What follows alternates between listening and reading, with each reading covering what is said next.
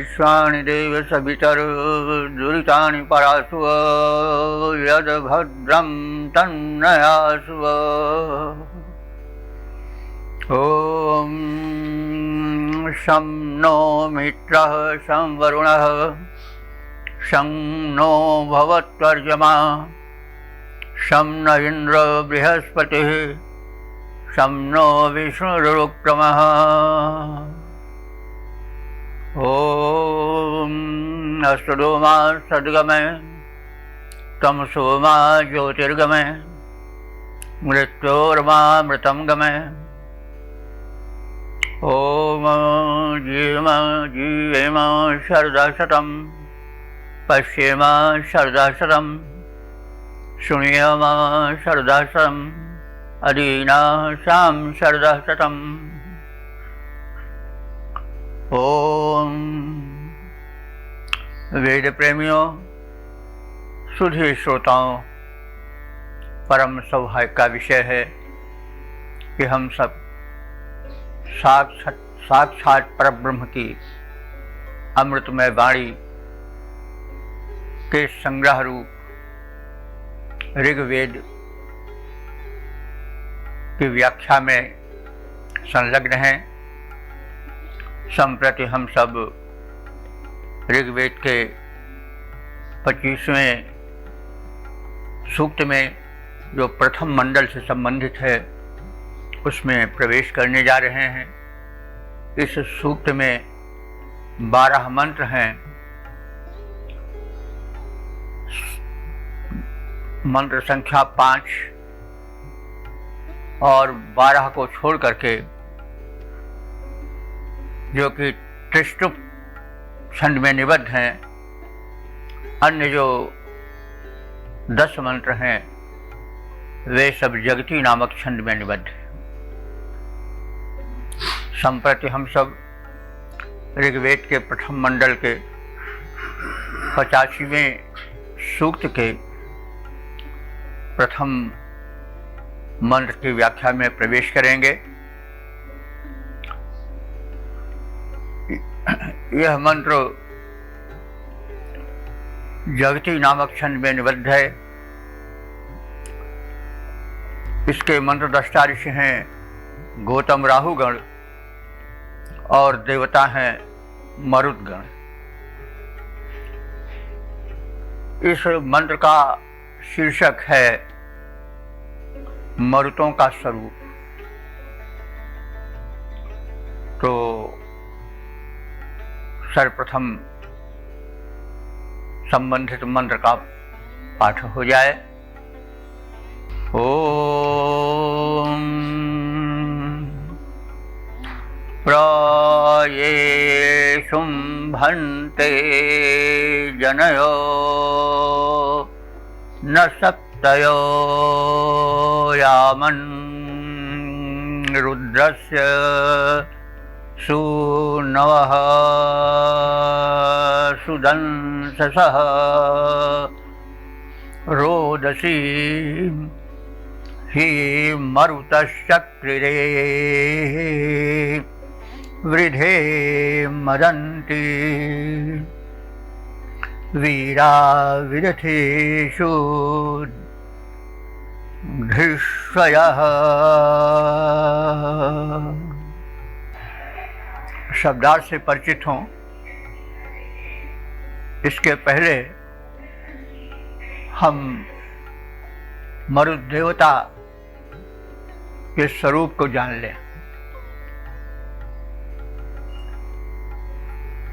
तपस्वी विचारक ऋषि मुनियों ने जब इस सृष्टि पर गंभीरता से चिंतन करना प्रारंभ किया तो इसमें एक व्यवस्था दिखाई पड़ी और एक व्यापकता दिखाई पड़ी। इस व्यापकता, विशदता और व्यवस्था में उन्होंने विभिन्न शक्तियों के दर्शन किए। उन्हीं शक्तियों में से एक शक्ति है मरुदगण।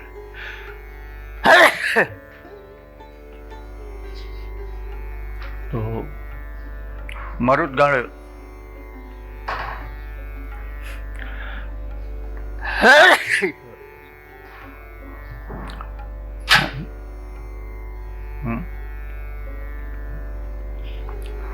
तो मरुदगण एक प्रचंड देवता है, प्रबल देवता है, क्योंकि सृष्टि में शीतलता भी है, उष्णता भी है, नम्रता भी है, प्रचंडता भी है। तो सृष्टि जो है वह विभिन्नताओं से भरी है और उसी आधार पर मनुष्य जीवन भी विभिन्नताओं से पूर्ण है। तो मरुत में रुत शब्द, रुत माने होता है शब्द करना। तो पवन का वह रूप जो कि शब्द करता है, यानी अंधड़ बन जाता है। अंधड़ या तूफान ये शब्द करते हैं। और ऋषि मेधा ने इन मरुतों को सृष्टि की एक उथल पुथल मचा देने वाली शक्ति माना है। वो उथल पुथल भी आवश्यक होती है। अगर शीतल मंद सुगंध समीर ही बहती रहे और अंधड़ ना आवे तो तमाम विशेषताओं से सृष्टि शून्य रह जाएगी। आंधी तूफान चलता है तो वह एक उग्र रूप प्रदर्शित करता है और उस परब्रह्म के उच्छ्वास का एक प्रारूप दिखाता है कि वह ब्रह्म जो है वह शीतल भी है, उष्ण भी है, मंद भी है, तीव्र भी है।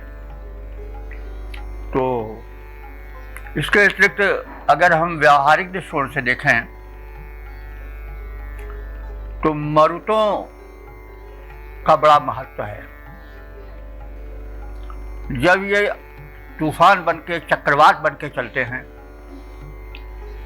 और जब पूर्वा के रूप में प्रबल प्रवाह बन करके चलते हैं, जिसको हम मानसून कहते हैं, इन्हीं सब से एक धरती पर जीवन पनपता है।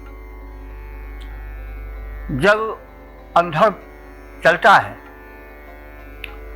तो क्या होता है कि जो दुर्बल होते हैं, जैसे पुराने पेड़ हैं, वो ढह जाते हैं ताकि उस अंधड़ में लोग अपने घर में रहें और उस पुराने वृक्षों के ढहने से आहत ना हो।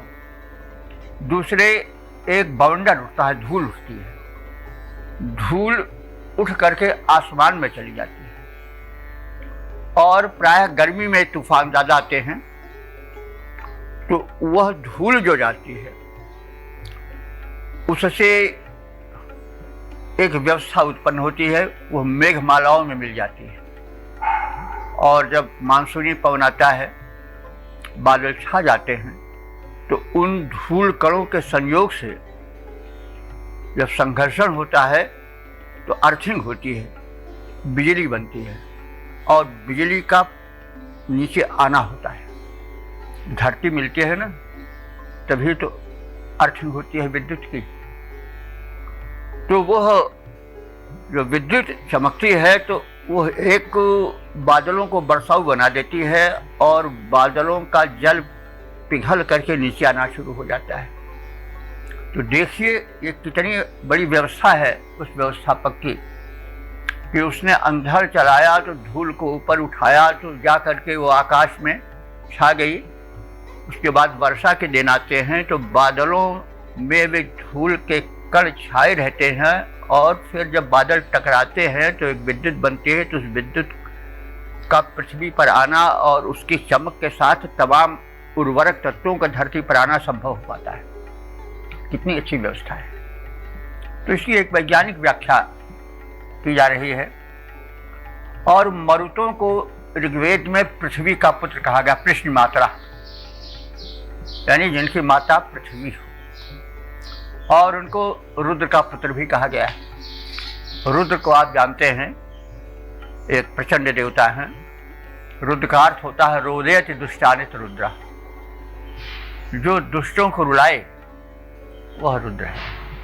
ऐसा भी है कि मनुष्य जो दुष्कर्म करते हैं उसके कारण अथवा जब स्वाभाविक मृत्यु होती है तो उसमें भी रोदन होता है। जो मृत्यु होती है स्वाभाविक या स्वाभाविक हो तो रोदन होता ही है। तो वह मरुतों की उग्रता के कारण। और देखिए सृष्टि में व्यवस्था होती है, जैसे किसान एक होता है तो किसान खुरपी ऐसे कुदाल ऐसे अस्त्रों को भी रखता है जिससे कि फसल को उपजाऊ बनाया जाता है, धरती को उपजाऊ भुरभुरी मिट्टी की जाती है, उससे वनस्पति वृद्धि की वृद्धि होती है। लेकिन वही किसान हंसिया भी रखता है, हंसिया उन्हीं फसलों को जिसको उपजाता है उसको वो काटता है। यह स्वाभाविक प्रक्रिया है। तो इसलिए वही परमात्मा जब सृष्टि की उत्पत्ति करता है तो उत्पादक ब्रह्मा के रूप में हो जाता है, जब पालन करता है तो ही विष्णु के रूप में हो जाता है, जब संहार करता है वही तो रुद्र के रूप में हो जाता है। जैसे एक किसान जब बोता है तो ब्रह्मा है, जब सींचता है फसलों को खाद डालता है पानी डालता है तो वही विष्णु हो जाता है, और जब काटता है उसको फसल को तो वही रुद्र है। तो ये व्यवस्था है। तो मरुतों को रुद्र का पुत्र इसलिए कहा गया है कि वे उस ब्रह्म के उच्छ्वास के रूप में है जिसकी भी आवश्यकता पड़ती है। और कृष्ण मात्रा पृथ्वी का पुत्र इसलिए कहा गया है, सबके पीछे एक विज्ञान है। विज्ञान इसलिए है कि सोचिए मरुत जो है पृथ्वी के पुत्र क्यों कहे गए, क्योंकि जब पृथ्वी तप्त होती है तो जो सामान्य वायुमंडल में पृथ्वी पर वायु छाई रहती है या वायु छाया रहता है तो वो उष्ण हो उठता है, तप्त हो उठता है। तो तप्त होती है कोई चीज तो वो फैलती है, और फैलती है तो एक हलचल पैदा होती है। तो कुछ स्थान रिक्त हो जाता है धक्के में, तो उस रिक्तता को पूरी करने के लिए आसपास की हवा चलती है। तो जब हवा आसपास की चलती है तो एक वेग होता है, और वही वेग तूफान है। कोई न कोई नियंता प्रत्येक क्रिया का सृष्टि में है। तो ऋषियों ने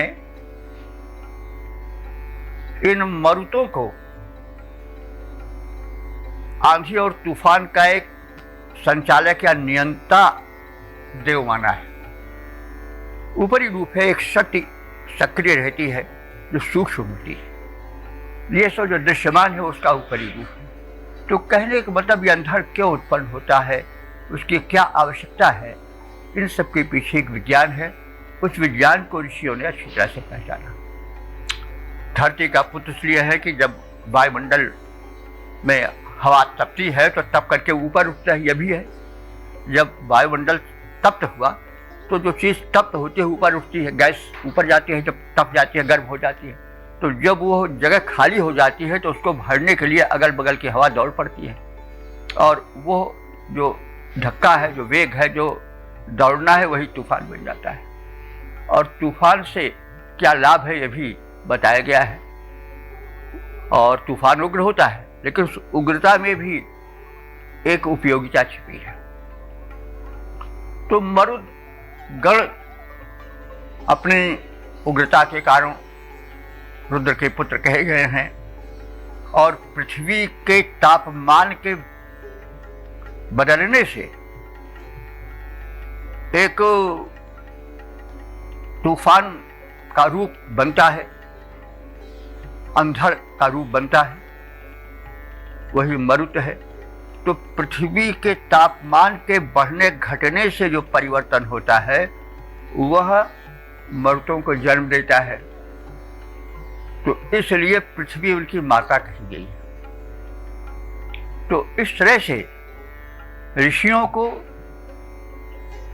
मरुतों के बनने का परिज्ञान था, उन्होंने उसको व्यक्त किया है। ऋग्वेद काव्य भी है, पश्य देवस्य काव्यम यो न मवार्ण जीर्यति, इसलिए बात आलंकारिक रूप से कही जाती है। जब कवि किसी बात को कहता है तो वो उसको कुछ सजा संवार करके कहता है, जिसे हम अलंकार कहते हैं। तो उस अलंकार के पीछे छिपे अर्थ को समझने की आवश्यकता है। अलंकार से काव्य वैसे ही मंडित हो जाता है, जैसे आभूषण पहनने से पुरुष अथवा नारी अधिक सुशोभन रूप धारण कर लेता है, कर लेती है। तो इस प्रकार से हम मरुतों के एक सामान्य स्वरूप को समझें और उस प्रबल प्रभंजन, इसीलिए मरुत को प्रभंजन भी कहा जाता है। प्रभंजन माने भंजन कर दे, उड़ा दे। तूफान का ऐसा भी वेग होता है जो कि उड़ा देता है, छत तक को उड़ा देता है, वृक्षों को उड़ा देता है, भंजन कर देता है, तोड़ फोड़ देता है। तो वह मरुत है। तो इनकी संख्या जो है 49 बताई गई है। बहो पवन 49। तो इनके गण हैं 7-7 के। गण माने समूह हैं। तो जो पवन के स्वरूप है वो बहुत हैं, 49 हैं। जैसे शरीर में भी हवा है, बाहर भी हवा है, भीतर भी हवा है, शीतल भी हवा है, उष्ण भी हवा है, तूफान के रूप में भी हवा है और चक्रवात के रूप में भी हवा है। चक्रवात भी मरुत का ही एक रूप है। जो वृष्टि होती है जुलाई, अगस्त, सितंबर आदि में, यह तो मानसूनी पवन मरुत का एक रूप है, मानसून उससे होती है। लेकिन जो ठंडी में वर्षा होती है वो चक्रवाती पवन से होती है, इसीलिए चौवाई कहते हैं। और वो कुछ घुमड़ती हुई चलती है और बादल इधर उधर छिटके रहते हैं आकाश में। तो एक जो है वो गीलापन पानी का अंश रहता ही है, वाष्पीय अंश रहता ही है। इसलिए जो है वह जब चक्रवात बनता है तो पानी खींच करके एक वृक्ष का रूप धारण कर लेता है, उसकी भी आवश्यकता होती है। तो कहने का मतलब ये है कि हम देवता के स्वरूप को समझें और समझ करके तब हम अर्थ में प्रवेश करें। इसलिए थोड़ा यहाँ पर रुक करके समझना पड़ता है। तो यूँ ही नहीं कैसे हवा तो वो मरुत गड़ाते हो और सबको गिरा देते हो, ढा देते हो, चले जाते हो। अब इतना कह देने से तो काम नहीं बनता है। उसके भीतर उसकी उपयोगिता, उसमें जो एक दैवी शक्ति छिपी हुई है, जो एक व्यवस्था है व्यवस्थापक की, उसको भी जानना आवश्यक है। तो मरुत गण जो है वो इंद्र के प्रधान सैनिक हैं। इंद्र को आप जानते हैं सर्वोच्च शक्ति ब्रह्मांड की, जिसके विषय पिछले एपिसोड में कहा गया है बहुत कुछ। तो उसके ये सेनापति हैं, ये क्षत्रिय गुण के, सैनिक गुण के हैं, सेनापति हैं। और वृक्ष आदि में इंद्र वृक्ष का सबसे बड़ा देवता है। तो उसका ये साथ लेते हैं। कभी मानसून बन जाते हैं, कभी चक्रवात बन जाते हैं, कभी प्रभंजन बन जाते हैं, आदि आदि ये सब बातें। तो इस परिवेश में हम अर्थ देखेंगे तो हमको ऋषि मेधा की वैज्ञानिकता और उसके पीछे छिपे संदेश दोनों का लाभ मिलेगा। तो पवन कभी उग्र बनता है, कभी शीतल हो जाता है, कभी घुमड़ के चलता है, कभी वेग से चलता है। तो ऐसे मनुष्य का जीवन भी है और जीवन का वैविध्य देखना चाहिए। विभिन्न परिस्थितियों से होकर के मनुष्य को गुजरना पड़ता है। वो पवन की जिंदगी है, कभी वो तूफान बनता है, कभी शीतल मंद पवन बनता है, कभी चक्रवात बनता है, कभी मानसून बनता है, कभी कुछ 49 रूपों में ये सारी गैसेज आ जाती हैं। तो ये विविधता है। अब हम अर्थ शब्दार्थ में प्रवेश करेंगे। तो ये माने जो से मतलब है कि जो ये मरुदगण हैं वे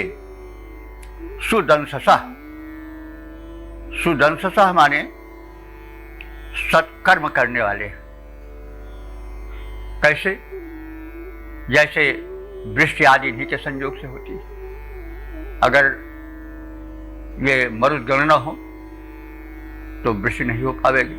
अभी हमने बताया कि मरुदगणों का व्यापक रूप है। तो इसलिए इनको ऋषि ने कहा यह सुदंससः है, यानी ये जो है वो शोभन काम करने वाले, लोकोपकार करने वाले। भले उग्र हैं लेकिन इनकी उग्रता में भी लोकोपकार है और यही संदेश है। तो ये सुदंससः हैं, यानी शोभन कार्य करने वाले हैं। सप्ताह हमारे गतिशील हैं और इस तरह से जीवन को भी, मनुष्य को भी प्रगतिशील होना चाहिए, जड़ बनकर के नहीं रहना चाहिए।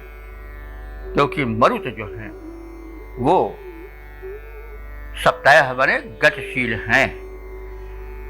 और रुद्र से सुनवा, रुद्र के विषय में कहा गया है कि रोदेत दुष्टानि तो रुद्र, उसके पुत्र हैं तो वो पिता के गुण पुत्र में होते हैं, इसलिए इनमें उग्रता भी है। सून कहते हैं पुत्र को, तो रुद्र से सुनवा, ये रुद्र के पुत्र हैं मरुदगण। और यामन माने ये घर के भीतर ही नहीं बैठे रह जाते, ये यामन माने बाहर भी गमन करते हैं। और जब ये गमन करते हैं तो क्या करते हैं? जनयः न, जनयः हमारे नारी स्त्री, और न माने समान। जैसे हमने कई बार कहा, जब समय आता है कि जब न जो है संज्ञा के बाद में आता है तो समानार्थी बन जाता है। तो ये जब बाहर निकलते हैं तो ऐसे नहीं निकलते हैं। जनयः न, स्त्रियों की भांति। कैसे? प्रशुंभन्ते, शुंभ कहते हैं श्रृंगार करना, श्रृंगार के द्वारा शोभन बन जाते हैं, यानी ये श्रृंगार करके निकलते हैं। इसका मतलब हुआ कि मनुष्य बाहर निकले तो उसे सज धज के निकलना चाहिए, ऐसे नहीं।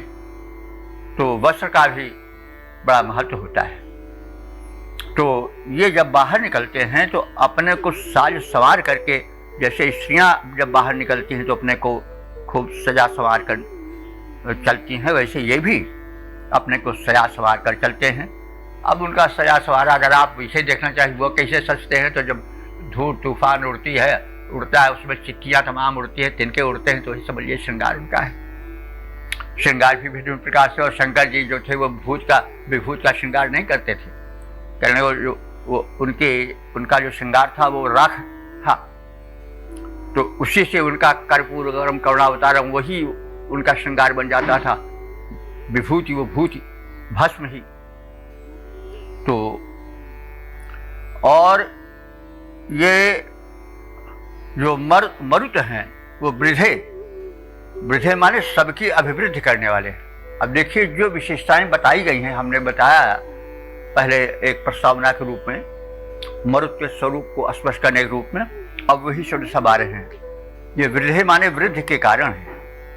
यदि मरुद गण न होते तो जो तमाम बातें हमने अभी बताई वे न हो पाती, वृष्टि न हो पाती, विद्युत न चमक पाती, और ऐसा होने से जो धरती में उर्वरा शक्ति आती है वो ना आ पाती, जीवन ना आ पाता, जल ना हो पाता, तमाम बातें संबंधित है।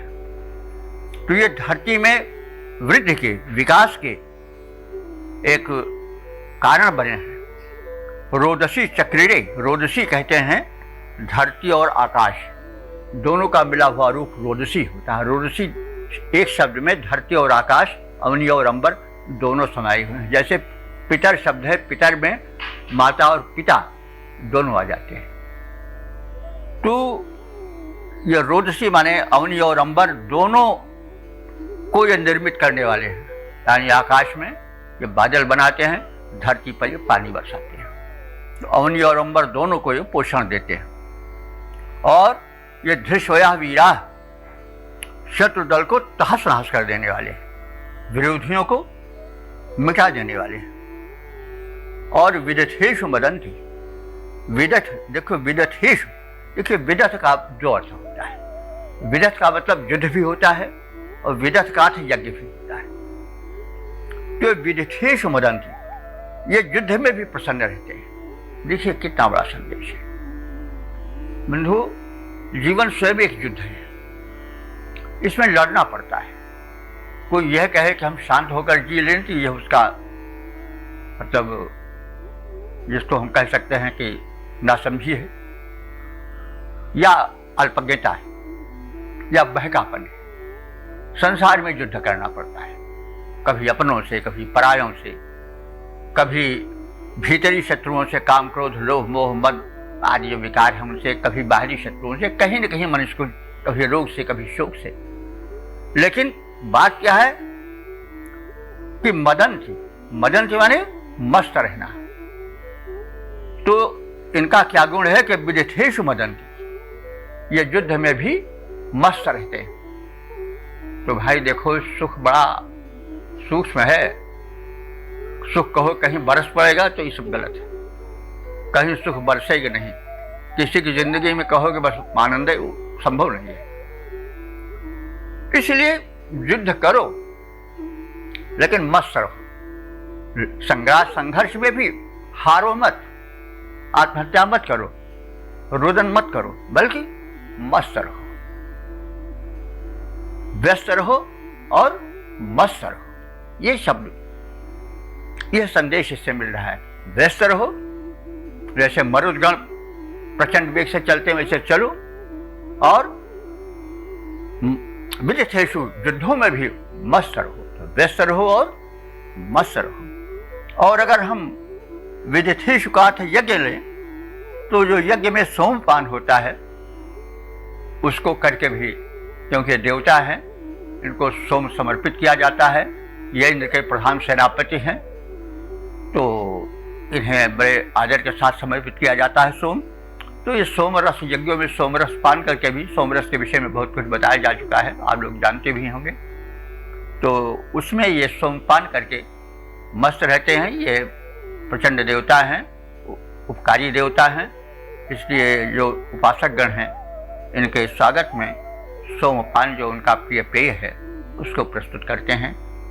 तो इससे यह संदेश मिलता है कि युद्ध हो उसमें भी मस्त रहो, और जब यज्ञ महोत्सव हो रहा है तो उसमें भी मस्त रहो। और इस प्रकार से संघर्ष करते हुए भी, मर्दों की तरह तोड़ते फोड़ते चलते हुए भी मस्ती मत छोड़ो। यह संदेश है मंत्र का। तो जो मरुद सत्कार्य करने वाले हैं, प्रगतिशील विचारधारा वाले हैं, रुद्र के पुत्र हैं, ये बाहर निकलते हैं। जब बाहर चलते हैं तो ये अपने को सजा संवार कर चलते हैं और महिलाओं की तरह आभूषण धारण करते हैं, यानी खूब सजाते हैं। मरुतों ने ही आकाश और पृथ्वी में मेघों को स्थापित किया, अपनी महत्ता जमाई, और ये सबकी अभिवृद्धि करते हैं। ऐसे नहीं कि बस उखाड़ते पुखारते चलते हैं, ये सबकी वृद्धि के वृक्षयात के कारण बनते हैं, इसलिए सबकी अभिवृद्धि भी करते हैं। ये मरुदगण शत्रु दल को तहस नहस करते हुए चलते हैं और ये जीवन युद्ध में मस्त रहते हैं, सदैव तोड़ते फोड़ते चलते हैं, लेकिन अपना आपा नहीं खोते, मस्त रहते हैं और व्यस्त रहते हैं। यही संदेश कि मस्त रहो और व्यस्त रहो, व्यस्त रहो और मस्त रहो। तो और महोत्सव में भी प्रिय पेय पान करो। अब वो प्रिय पेय जो आजकल है वो नहीं भाई, पुष्ट हो वो पेय पान करो। जिससे कि तन मन स्वस्थ रहे, सात्विक रहे। तो अब हम इस मंत्र के पद्य रूपांतरण पर दृष्टि डालें। पुत्र रुद्र के मरुत, रुत करते हैं घोर, शुभ कर्म वाले तीव्र गति अपनाते हैं। महिलाओं के समान श्रृंगार से प्रेम इन्हें, वीर वेश धार पैर बाहर बढ़ाते हैं। धरती गगन को बनाया वीर मरुतों ने, पर उपकारी वृद्धि सबकी मनाते हैं। छिन्न भिन्न कर देते आर्य दल को प्रवीर, युद्ध मध्य हर्ष से प्रमत्त बन जाते हैं। यज्ञ मध्य सोम पी के मत बन जाते हैं। नोट।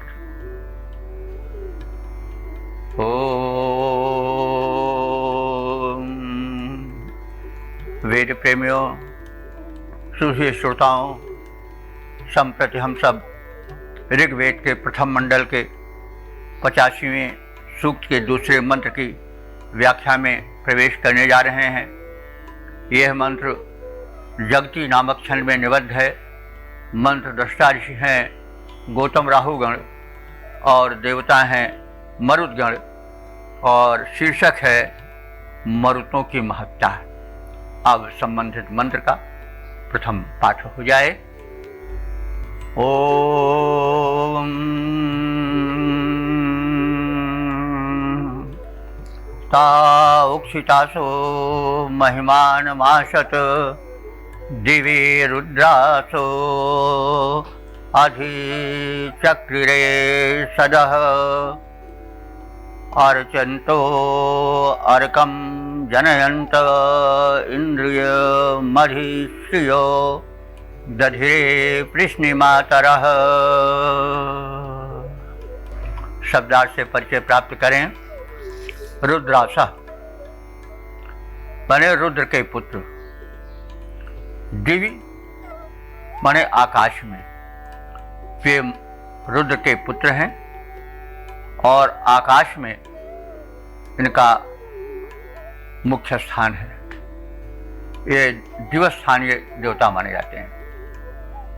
तो सदह अधिचक्रे, और आकाश में इन्होंने अपना अस्थायी निवास बना रखा है। कहा जाता है कि आकाश के जो काफ़ी ऊपरी परत है वहाँ सदैव पवन चलता रहता, यानी कई मील की रफ्तार में निरंतर पवन प्रवाहित होता रहता है। ऐसा हमने किसी विद्वान से सुना है।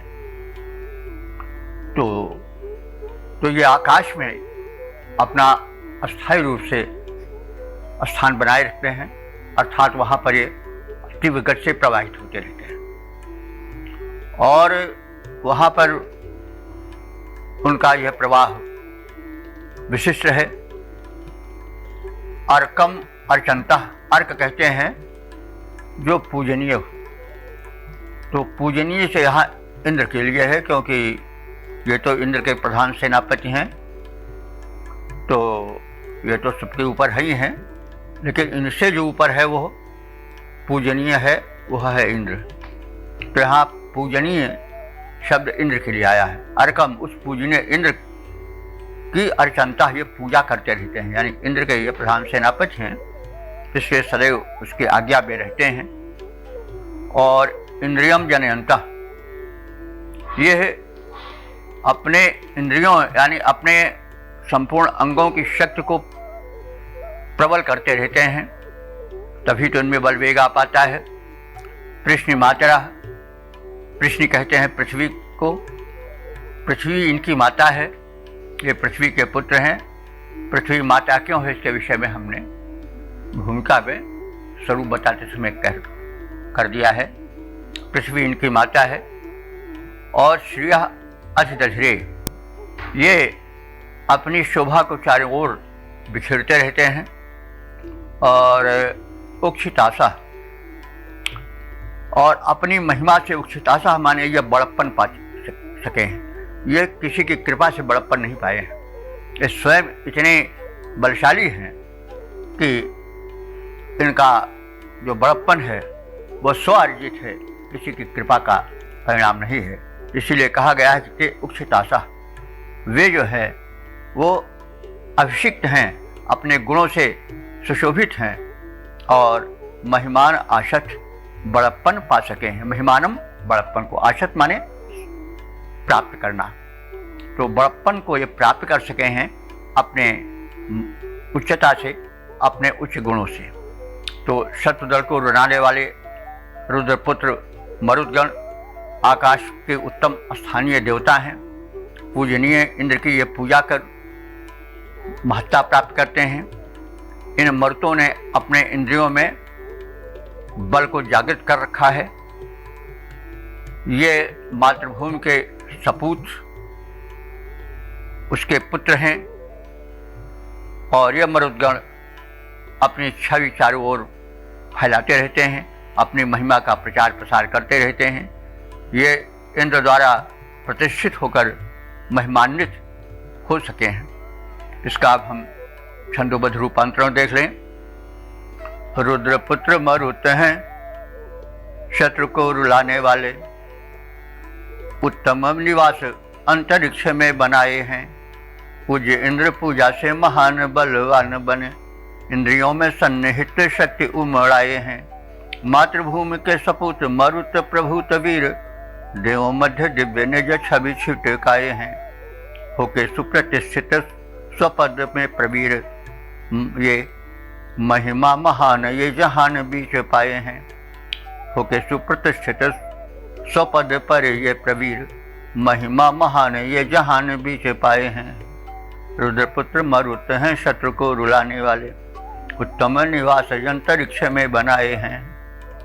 ओम ओम। वेद प्रेमियों, सुधीर श्रोताओं, संप्रति हम सब ऋग्वेद के प्रथम मंडल के 85वें सूक्त के तीसरे मंत्र की व्याख्या में प्रवेश करने जा रहे हैं। यह मंत्र जगती नामक छंद में निबद्ध है। मंत्र दृष्टा ऋषि हैं गौतम, राहुगण देवता हैं मरुदगण, शीर्षक है गजमान प्रभंजन रूप मरुत। अब संबंधित मंत्र का सर्वप्रथम पाठ हो जाए। ओम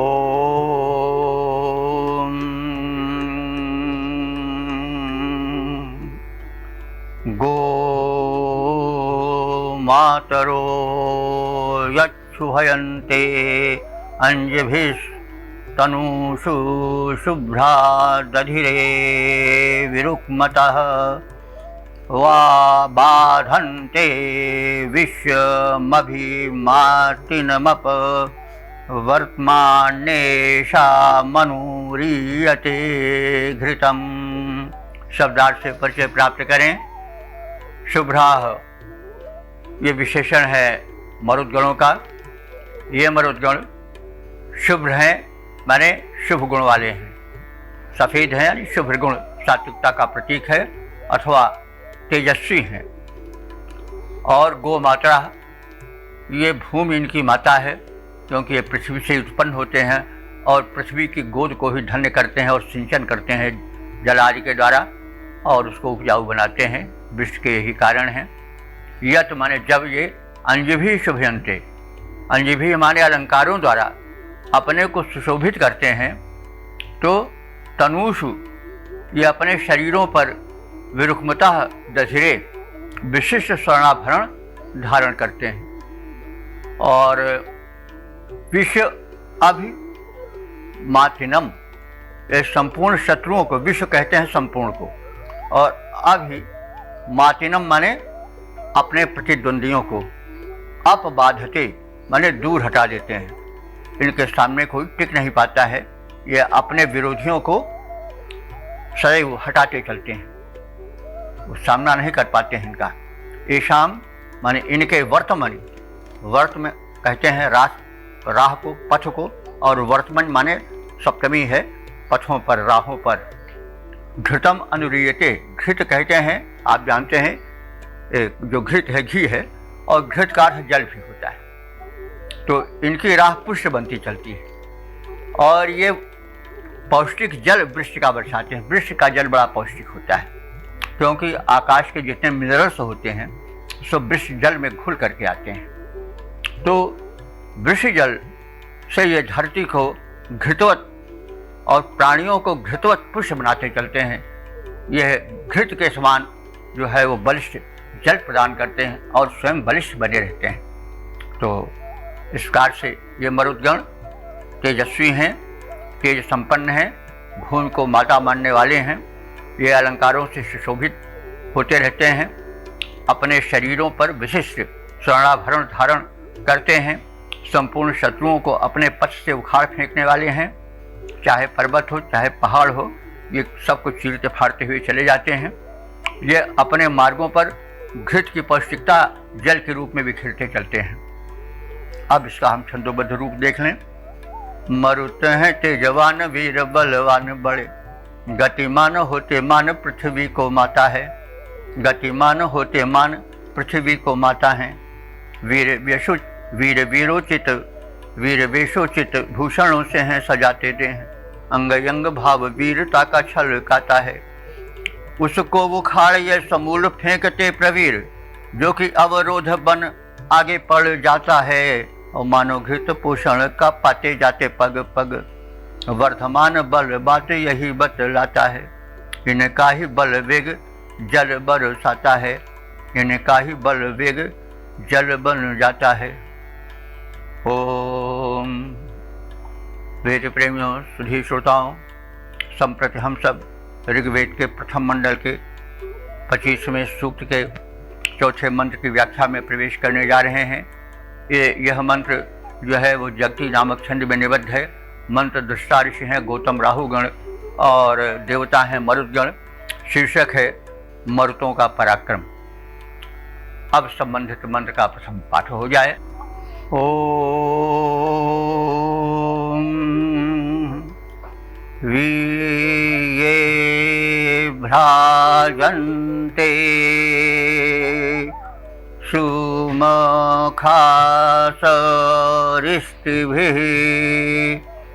प्रच्चावयन्तो अच्युताचिरोजसा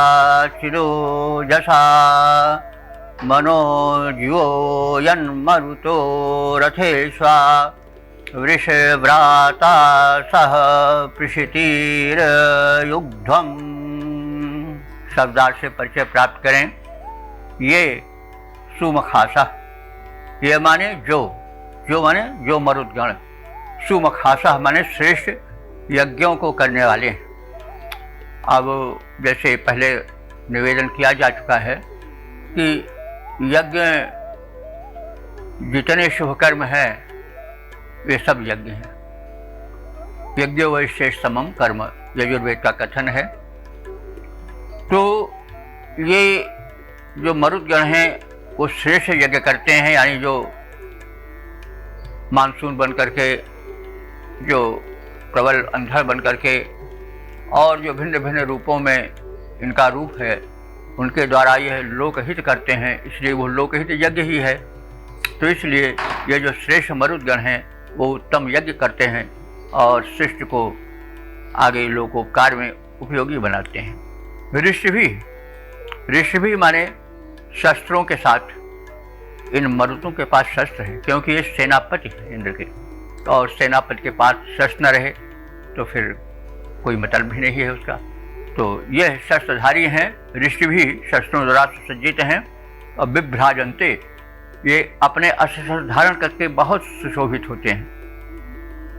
मरुतः, हे मरुतो, यत, जब तुम मनोवेग से चलते हो, और जब वृष व्रातासा, व्रात कहते हैं समूह को। वृष माने व्यापक, सशक्त अथवा वर्षणशील, दोनों होता है। वृष माने सशक्त भी होता है, और वृष माने जो वृष्टि करे, वर्षणशील हो, वो भी वृष है। तो व्रात कहते हैं समूह को। व्रातासा, व्रात का बहुवचन है प्रथमा। तुम जो हो वृष व्रातासा माने सशक्त संघबद्ध रूप में रहने वाले हो। और जब तुम रथेषु, अपने रथों पर चलते हो, तो तुम्हारे रथ कैसे लोग किस रूप में देखते हैं? पृषिति माने चित्तीदार। चित्तीदार कौन? आयुग्ध्वम, यह हिरण्य आयुधम माने हिरणी की तरह, पृषति आयुधम, जो पृषति कहते हैं चित्तीदार हिरण्यों की तरह तुम प्रतीत होते हो। तो ये मतलब चित्तीदार हिरण्यों को कहा गया है संभवतः इसलिए कि जब धूल और अंधड़ लेकर के मरुदगढ़ चलते हैं, उसमें तमाम धूल धक्कड़ के साथ साथ तृण आदि उड़ते हैं, तो उसका रूप कुछ चित्तीदार हो जाता है और इनका रथ हिरण माना जाता है। ये हिरणों के रथ पर चलते हैं। तो अब हिरण तो कोई बड़ा ताकतवर जानवर नहीं होता, लेकिन गतिशील तो होता ही है। तो इनका जो रथ है उसको खींचने वाले हिरणी हैं। जैसे इंद्र के रथ को घोड़े खींचते हैं, वैसे इनके रथ को हिरनियाँ खींचती हैं। और कैसी हिरनियाँ? जो चित्तीदार होती हैं, सफ़ेद सफ़ेद दाग जिनमें होता है वो चित्तीदार। तो ऐसे चित्तीदार या धब्बेदार हिरनियाँ जो हैं वो इनके रथ को खींचती हैं और वो हिरणी बड़े वेग से जैसे भगती हैं, वैसे इनका रथ भी बड़े वेग से चलता है। और अच्युताच्युत, ये च्युत यानी लुढ़कते फुढ़कते नहीं चलते हैं, ये अच्युत रूप से यानी अकंपित रूप से बिना रुके हुए ये चलते जाते हैं। और ये सुदृढ़ शत्रुओं को भी प्रबल माने बलशाली शत्रुओं को भी ओजसा माने शक्ति द्वारा प्रच्यावयंतः खिलाते चलते हैं, कपाते चलते हैं। यानी ये मरुदगण श्रेष्ठ कर्म यज्ञ करने वाले हैं और अस्त्रों शस्त्रों से लैस ये रहते हैं, ये सेनापतित्व करते हैं, इसलिए ये शोभित रहते हैं अस्त्र शस्त्रों से, साधनों से। मरुदगण जो है मनोवेग से चलने वाले हैं, सशक्त रूप से संघबद्ध होकर के ये चलते हैं। चित्तीदार हिरनियाँ इनके रथ में जुटी रहती हैं, ये सशक्त रूप से संघबद्ध होकर चलते हैं और ये सुदृढ़ शत्रुओं को भी अपनी शक्ति से उखाड़ फेंकने वाले हैं। इनके पथ में जो पड़ता है उसको ये उखाड़ देते हैं, उसको ये पिछाड़ देते हैं, कोई सामने इनके टिक नहीं पाता है, इनका वेग बड़ा प्रबल होता है। तो इसका छंदोबद्ध प्रारूप देख लें। यज्ञ करते हैं शस्त्र धरते मरुदगण, मनोवेग युक्त द्रुत गति दिखलाते हैं। संख्या 49 संघबद्ध शक्तिशाली घोर, धब्बेदार हिरणी के रथ को चलाते हैं। कंपित न होते कभी वीर वर जोर बड़े, किंतु शत्रुओं को निज शक्ति से कंपाते हैं। कंपित न होते स्वयं वीर वर जोर बड़े, किंतु शत्रुओं को निज शक्ति से कंपाते हैं। पथ में जो पड़ते हैं अवरोध रूप उन्हें, फेंकते उखाड़ कर देर न लगाते हैं। फेंकते उखाड़ कर देर न लगाते हैं।